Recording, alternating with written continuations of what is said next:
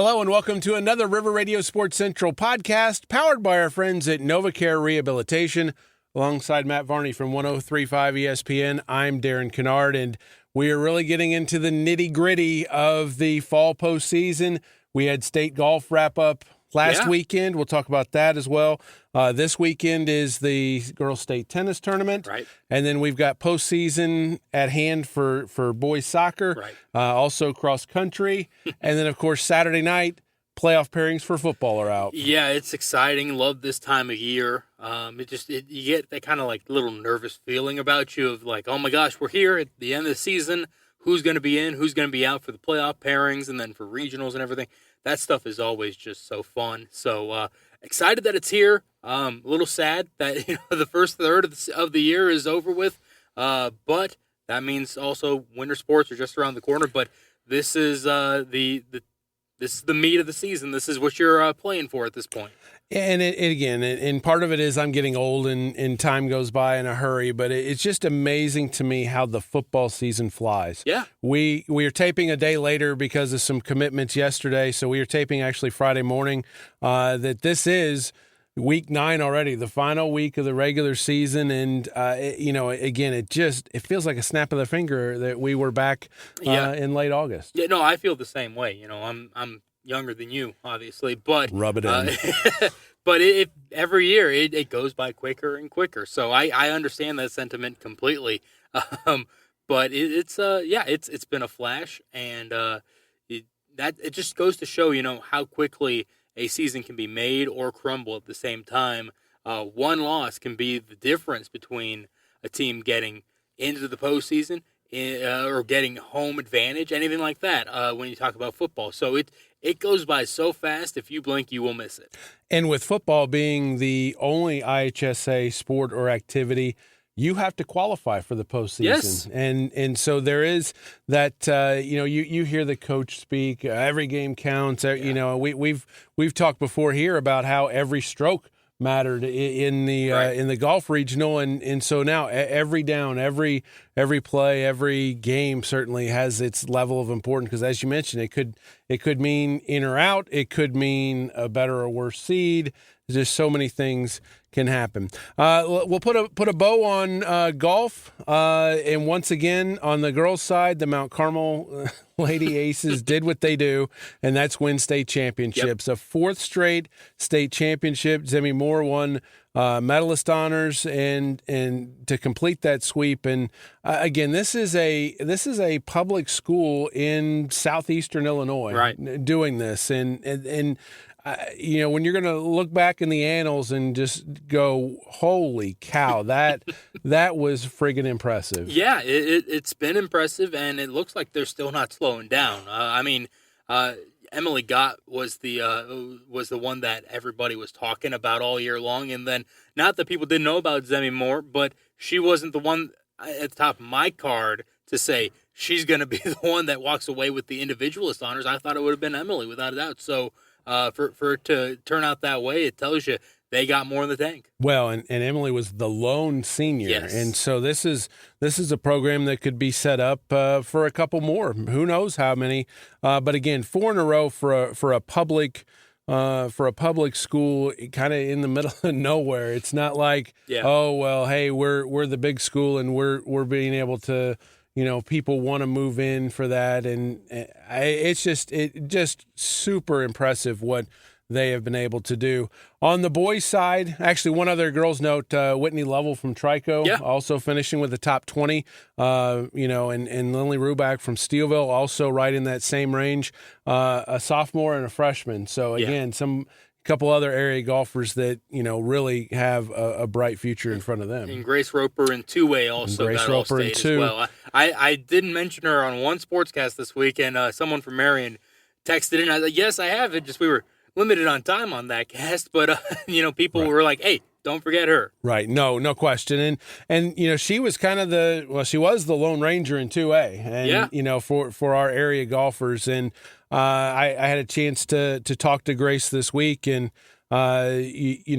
being able to finish the way she did, to go out with not only at state, and then not only to make the cut and play on the final day, but then to play great on the final Yes. day and move up the leaderboard, and what a great way to put a bow on a great career. She finished par that last day, right? Yeah, she had a really good final round, and it was like one of the top 5 or 6 of the day. Yeah, well, and because she finished 19th overall, and so that tells you just how much that pushed her up to go par, whereas everybody else is struggling a little bit, even on day 2, even though they gotten a little bit used to the course. Still a lot of people going over the par, and so for her to hit par and move into the top 20, that was huge. It was a great effort by her. And then on the boys' side, Benton Rangers come away once again with a state runner-up, and I know they're like, oh, gosh, another right state there. runner-up. But at the same point, that's 3 and 4 years, and 6 times in the last 20 years to get state runner-up. And while I understand you don't go up there to get a second-place trophy, and it certainly shows that the level of the way this program is, but there are hundreds and hundreds of other schools that would trade places with them in a heartbeat. And again, it doesn't take away the sting that you go up there to win a state title and you have that chance. But what an impressive group that has gone through. And then again, the way the program that Reggie Norman has built there. Yeah, well, and I mean, high school coaches may differ one way or another, but your job is always kind of to get the kids to the next level, to learn things and get them to the next level. When you're consistently putting teams out there, not just individuals, but teams, and going to second place, you've got eyes on you. You know, if you show up at one tournament every 10 years or something like that for state finals with a team, there'll be scouts there that will, but they won't be knowing to, hey, this team's here every single year. They know what they're doing. There's guys on there. This is helping all his guys get to the next level and get to quality programs, to top divisions and conferences that we see them committing to. Cincinnati got one of the Benton kids this year. You know, this is a big deal. Yeah, first place, of course, they want that, and I get that. And Reggie Norman, I think, will eventually get that first place trophy.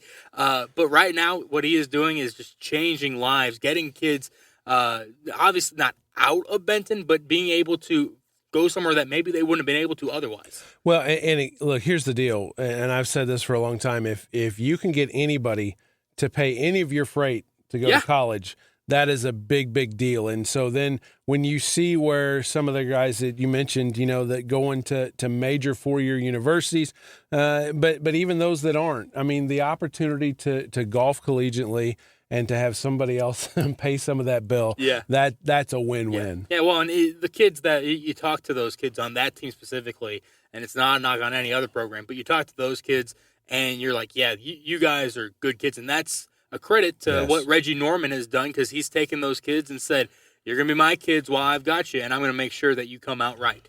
River Stilley finished in a tie for 4th. He was one shot out of a 3-way playoff for the medalist. And talking to him afterwards, he didn't know. and you know, and in this day and age with the phone app where they're keeping track of the score, you know, sometimes that can be a double-edged sword where maybe you're paying too much attention to that. And he said, I knew we were out of it team-wise, and so I just kind of hadn't really looked at it. But he hit an approach on 18 from the rough, and he's like, I should have known when Coach said to go at the pin from not a great lie in the rough from 170, and then he sticks it from, you know, about 12 feet away for a birdie putt and an opportunity. And again, you know, you didn't go up there to not finish first, and then to go back and to know that at any point during the day, you know, one shot, again, makes all the difference in the world there. Well, and obviously that knowledge might have put him to make different decisions. But I personally think, especially in these individual sports, when you don't know that situation, you're just out there, you're playing, I think that's when you play your best. You aren't focused on what the leaderboard says. You're just putting out your best effort that you possibly can, because you don't want to put out your worst effort, obviously. So it's one or the other. So I think that just ends up being the better option, usually, to don't pay attention and just go out there, play, and what comes. And, you know, we mentioned Grace Roper having a great final round. River, one of only a handful to go under par, and equaled the day's best round. And so a great way to cap a great career for him as well. So tip of the cap to the Benton Rangers, and then all of our all of our state golfers that had a great finish to their season. Girls tennis, they're up at state in Chicago, and that's a sport that we traditionally have not had great success at the state tournament around here. After day one, Carbondale's Isley Moore, the only one from the immediate vicinity that has made it, and Isley went 3-1 on the opening day, so she's in the fourth round of the consolation, and so she still has a chance to get a medal, which is top 6, and that's a big deal. Last year, Fairfield had a medalist, and that was probably one of the first medalists I can remember in tennis. It is a tough sport. In high school, I did play. I never was varsity by any means, but it was just something that I had experience in growing up that I said I'm going to try my hand at, and it is tough. People don't give tennis players nearly enough credit for just the stamina they put out there, the precision, just the athletes that play in that. And then you go up to Chicago, and it is just a completely different world. I remember doing a couple invites when I was in high school that we went up to Hersey one year, and it just, it's a totally different world. You think you've got it figured out, and then you go up there, and you're like, I don't know what I'm doing over here. So the ones that are competing at state, they learn that, but then they also, they're supposed to be there. And so specifically, the Carbondale girl being up there and still surviving at this point, that shows that she's supposed to be there. Yeah, she's a senior, and she's had a great career and finishing up at state. And the interesting thing about tennis and golf, with tennis, there's not great numbers. Right. So it's 2 classes. And so you're dividing, enrollments up to 4,000 in half, essentially. So a Carbondale or a Carmi-White County or Flora, Flora has, Leah Jones that made it to the second day, just like Isley Moore did. You think about a school like Flora, and you're having to face somebody that's a monster school, that's 15 times your size. And in golf, it's a 3-class sport. And so Benton is in that 2A, where you're talking about enrollments, again, these are ballpark figures from 500 to 1,400. Right. That's an enormous swing in a completely different level of competition. Yeah, but you look at it, and you're usually talking about the smaller schools, individuals from the smaller schools that are coming up and raising up and saying, hey, we're just not someone that you can just write off. It's very cool. From the Murfreesboro side of things, in terms of football, they're generally one of, if not the smallest school in 4A the past couple of years after the co-op with Alvarado ended, and doesn't really affect things at all. If you got the athletes, you're going to win, and that's how it goes in every single sport. And what's that old saying is, you put your shorts on, or you put your tennis shoes on the same way everybody else does. So you just get out and play.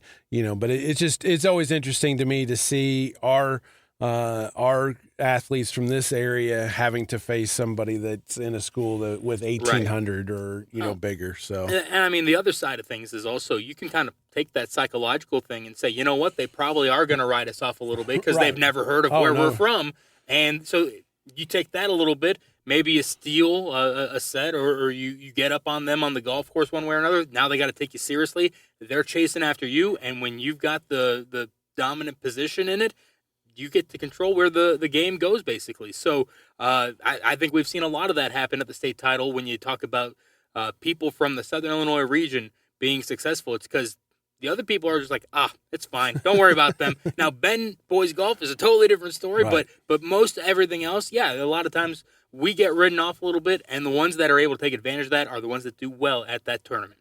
Soccer into the postseason. Murfreesboro went to Massac County, won a regional title earlier this week with a 1-0 win. They advanced to their own sectional, which starts Saturday. 2A regional finals. The local, the one with the local team, so to speak, is at Carbondale, and it's Marion and Carbondale, and they're going to be playing for a regional title tonight at 6, and that's always a grudge match again, and so now you add it's you're usually battling for a conference title, and so now you even elevate that further with there's a regional plaque on the line. Yeah, that game always seems to just be down to the wire, and just whether it's a 1-0 game or a 4-3 game or something like that, it always seems to be just one goal difference. Somebody makes some big play, and that's the reason why it's won. So I look forward to that one coming through on social media tonight while we're all at the football games and seeing what's going on.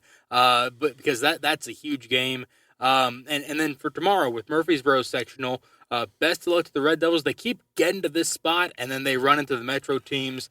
Now, they've had a little bit of success out of postseason against those teams in recent years, but this is almost a brand new team. So, Right. We'll see how it goes. If they can get past, I believe it's Columbia they play in the first the first match. If they can get past them, anything's possible when you go to the sectional finals. And that's the thing is that, whether it's been boys or girls soccer is, the Metro East has been such a strong soccer community, and that's made it really difficult for our area teams to get past. You're able. First of all, sometimes you had to get by one or two of them to even win a regional. Right. And so now as more area teams have gotten soccer into the mix, you've had a chance to maybe get away from some of those until the sectional. Right. But then, Mercy, you run into some, great teams. And, in the past, we've seen the state champion come out of the sectional because, whether it's a Jabot or, somebody along those lines, it's out of the Metro East, and they're going to be able to compete at the state level. Well, and I remember when SIU brought on women's soccer, man, it feels like yesterday, honestly, but it's been 6 or 7 years now. And I remember their first coach. I think I asked the question, where are you going to recruit? How are you going to recruit? There's nothing really in the backyard right now. And he said, well, we got to go to the Metro, and we got to make sure that we leave our stamp there. But now, a couple years later, you're looking at you go to a lot of different schools, and there's some that are on U18 teams that are competing at a national level right now. And so the community is being built, and that's great to see. And I wouldn't be surprised if in the next 10 years, Southern Illinois is competing with the Metro level at a much bigger stage and able to, every once in a while break through that sectional and go to the next round. And we've seen that also in the same way with volleyball. Yes. Again, as the travel programs have increased, Right. and there's been, better participation and more participation in that. I think we've seen the difference.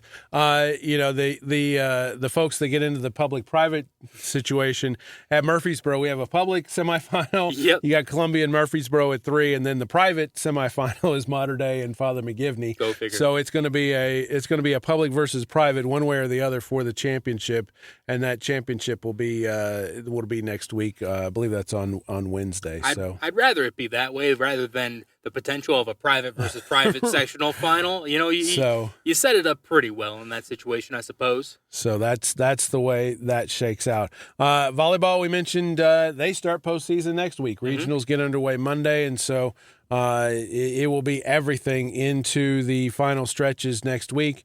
We talked about football closing out the regular season. We've already had a game this week. Mount Carmel beat Lawrenceville last night, 42-16, and so that was a must-win for the Aces. Yes. They get to 5-4, and as I put on the trusty reading glasses, Mount Carmel had 36 playoff points coming into Week 9, and so you figure that's probably going to be up around 40. Yeah. The Aces they're going to be in. You'd certainly like to think so. They're probably going to be near the bottom, but they did the work they needed to. They traversed the really kind of nightmare start to their season, and they were able to turn things around. You take a loss to Olney in the middle of the season, but overall, things have turned out okay. And after appearing in a state title game last year, for a lot of time this season, people were asking, are you even going to make the postseason? And with the playoff points, it looks like they should be able to make it in, kind of sneak in through the back door.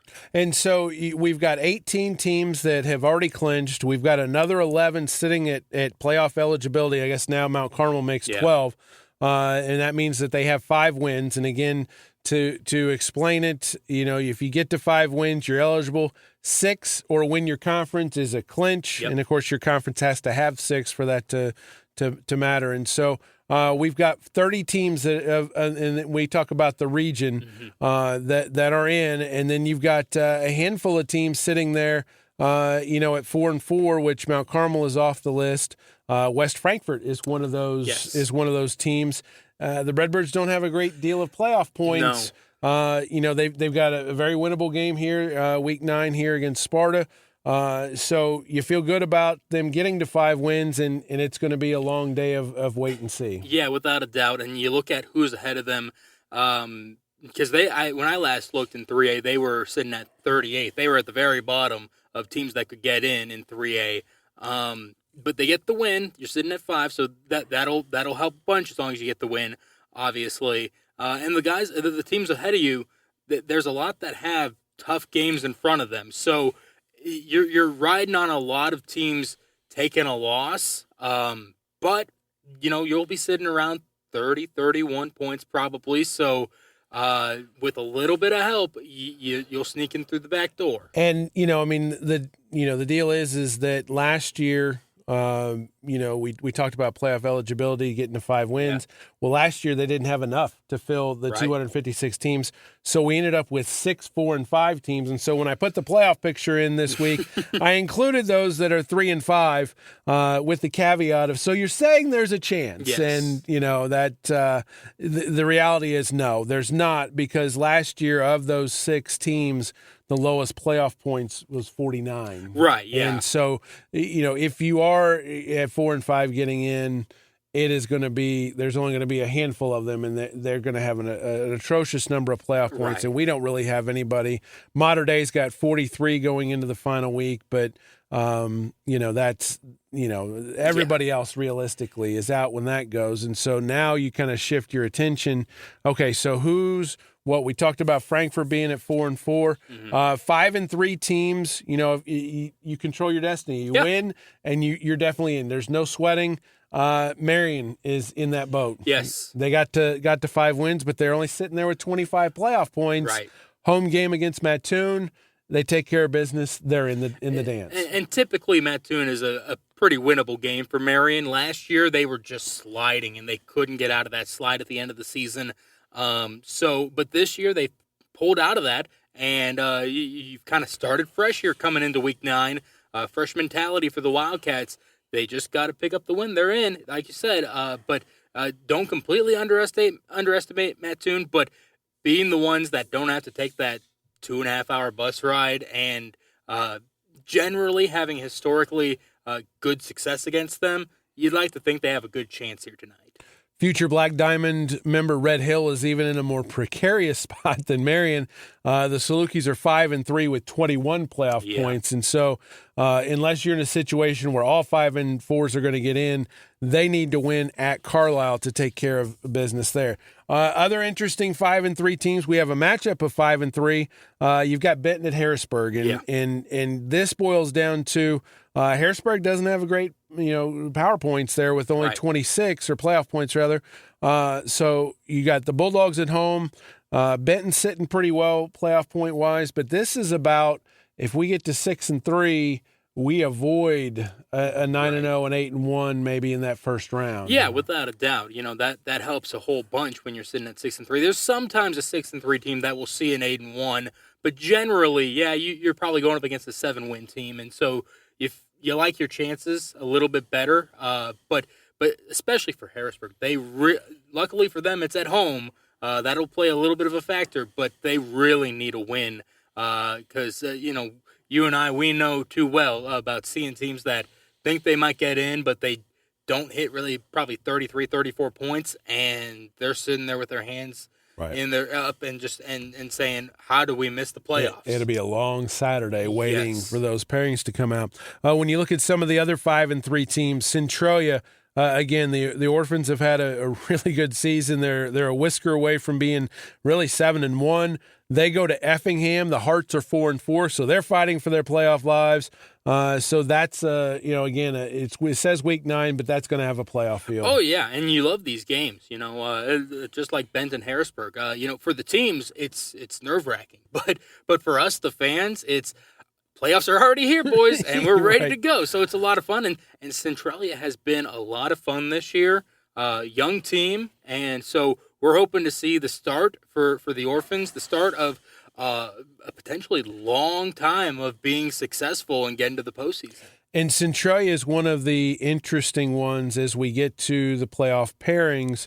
Again, the way Illinois does they take the top 256 teams regardless of class, then they divide it up into the 8 classes. So we don't know necessarily some of these schools whether they're going to be 3A, 4A, right. 4A, 5A. And Centralia is one. I've seen projections in both 4A and 5A. And again, you know my feelings on projections, but again, it just shows you nobody knows exactly where they're going to be. It's not like you go into the season and you go, okay, you're 5A. And we're going to take the top 32 teams of 5A. We're going to take the top 256, and then we're going to divide it. And I understand the premise, but it's a concept that's a little weird to me to not know what class you're going to be until tomorrow night. Right, exactly. And I've seen same things with the Murfreesboro. They're much more set in stone at this point in 4A, but earlier in the season, people were thinking they could be 3A. And you know what? With how things are shaking out right now, I wouldn't be surprised if that line moves up tomorrow and Murfreesboro's sitting there saying we could be either class. So it's a very interesting situation this year where it feels like the line is kind of getting moved up a little bit, where the teams that are used to playing in their 4A, their 5A, may be coming down a class. And for those teams, they're probably sitting there saying, cool, that would be interesting, somebody new to play. But at the same time, you run into bugaboos whichever class you're in, so it doesn't really matter too much. In terms of Murfreesboro, because I know them too well, 4A, okay, so you miss out on Rochester, but now you got to deal with potentially. But you miss out on Rochester, but now you go down to 3A and you got to deal with Tolono or somebody like that. So you never can really truly win. Wherever you're at, you're gonna have to deal with a bunch of good teams. Right, you're gonna have to run a gauntlet in most cases. Although you'd probably like to avoid Rochester when possible. So. If that's possible, yes, please and thank you. That's how they went to state in 19 as well, because Rochester was in 5A that year. Right. A couple Black Diamond teams are sitting at 5-3. Fairfield on the road at Edwards County. Flora 5-3 at home against Cesar-Vallejo-Waltonville. Two very different week 9s there as the Wolves get an angry Red Devils team that lost at home in a convincing fashion. Johnston City taking care of business last week. And so you've got two teams there that, again, with the closed conference, they're likely going to end up with enough playoff points one way or the other. So, again, this is about getting to 6-3 and avoiding some monster at the start of the opening round, some 9-0. Well, yeah, pick your poison if you're Flora, because do you want to beat the team this week or do you want to have to beat them next week? Like you said, they probably will make in with their points, but if you don't beat Cesar-Vallejo, well, you're going to run into another team like Cesar-Vallejo next week. So pick your poison. When do you want to have to basically beat this type of team?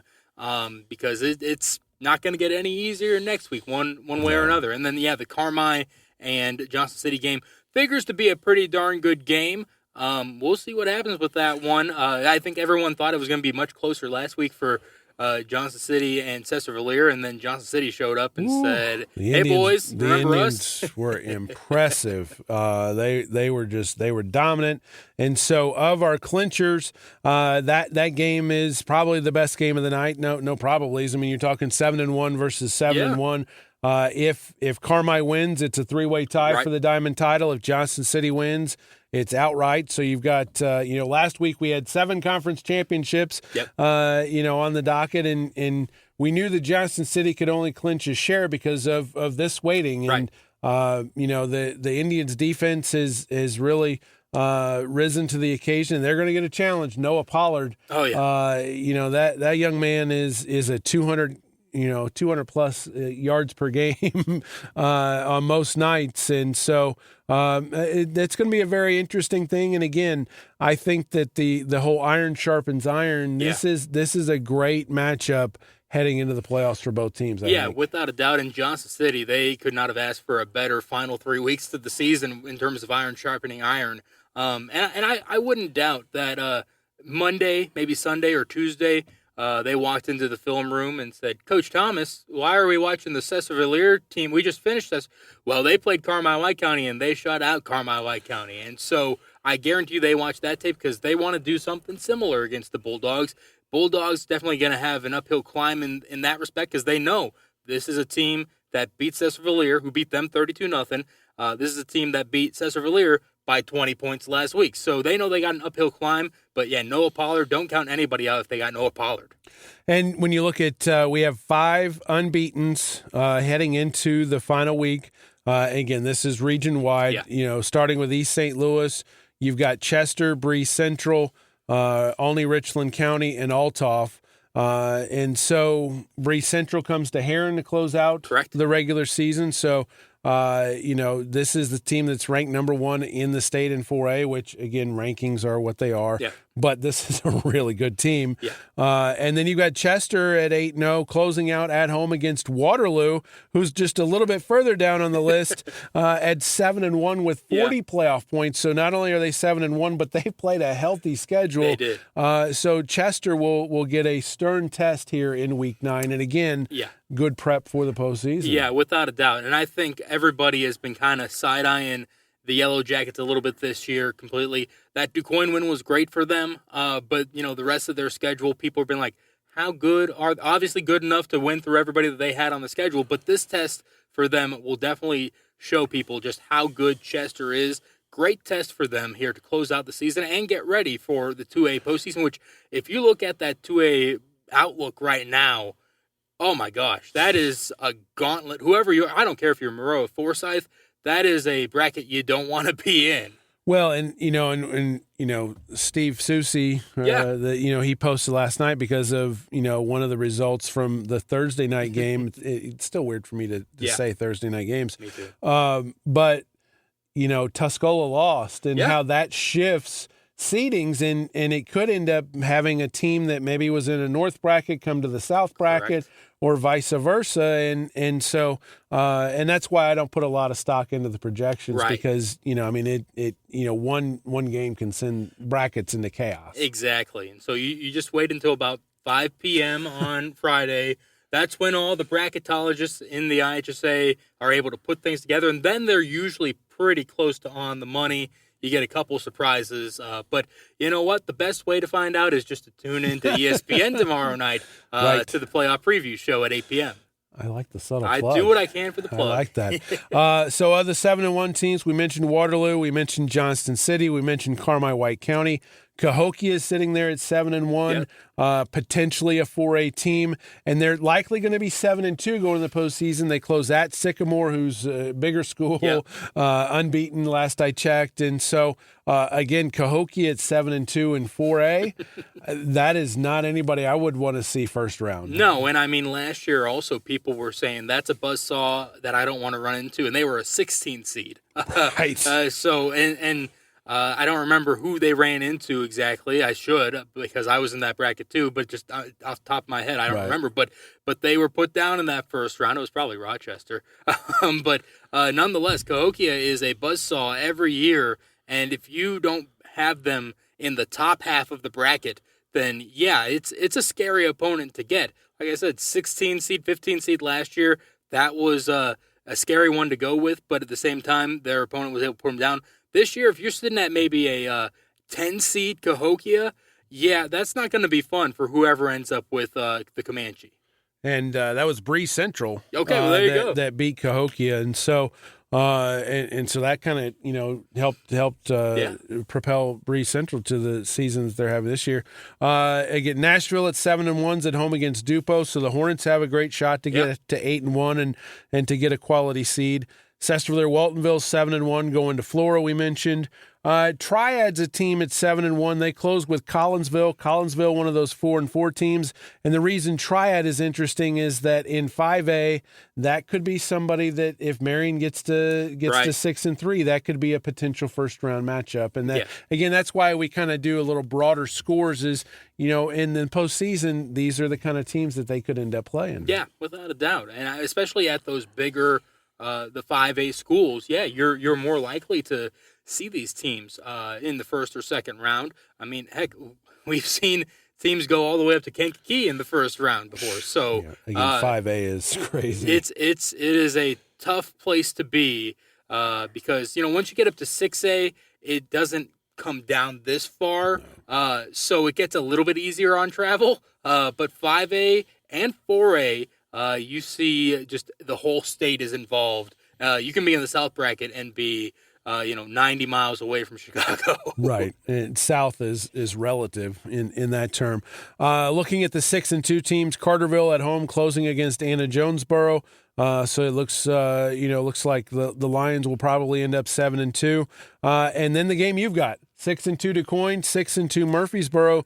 And the tough part about this game is one of these teams is now going to be 6-3, right. and in a spot where you're looking at that more than likely going on the road in round one. Yeah, 6-2 teams, you wouldn't at first glance think, oh, this is playoff atmosphere. It's playoff atmosphere because Logan Spain and Gary Carter have been telling their teams all week long, hey, do you want to play at home next week? The only way we even have a shot at that is if we win in week 9.